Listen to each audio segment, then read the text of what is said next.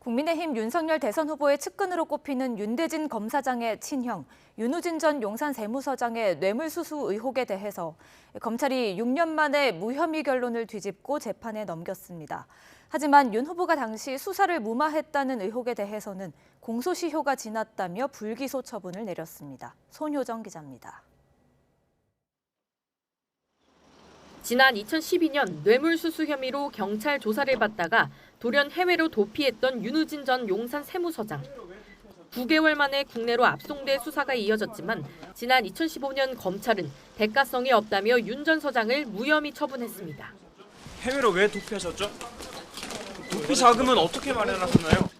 하지만 4년이 흘러 윤석열 국민의힘 대선 후보가 검찰총장으로 지명된 뒤 당시 윤 후보가 윤 전 서장에게 검찰 출신 변호사를 소개해줬다는 의혹이 제기됐습니다.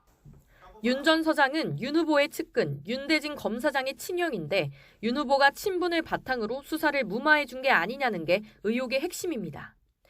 관련 고발장을 접수한 검찰은 수사무마 의혹과 함께 윤 전 서장의 뇌물수수 사건 재수사에 착수했고 결국 윤 전 서장의 혐의를 인정하며 6년 전 수사 결과를 뒤집었습니다.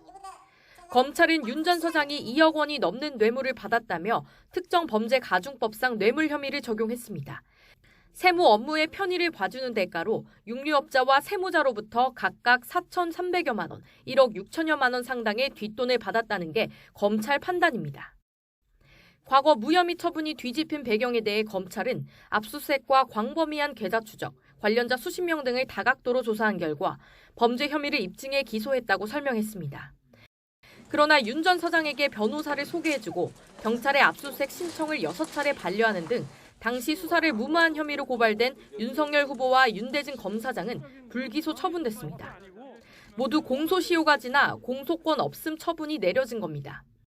검찰은 수사 무마 의혹은 공소시효가 지나 혐의 인정 여부는 최종 판단을 내리지 않았지만 당시 수사 담당자들이 외압은 없었다고 진술했다고 밝혔습니다. 이 밖에 윤 후보가 검찰총장 인사청문회를 앞두고 윤 전 서장에게 변호사를 소개한 적이 없다고 허위 답변한 혐의 등은 무혐의 처분됐습니다. 윤우진 전 서장은 지난 23일 세무조사를 무마해주는 대가로 부동산 개발업자 등으로부터 1억 3천만 원을 받은 혐의로도 구속 기소돼 재판을 앞두고 있습니다. YTN 손효정입니다.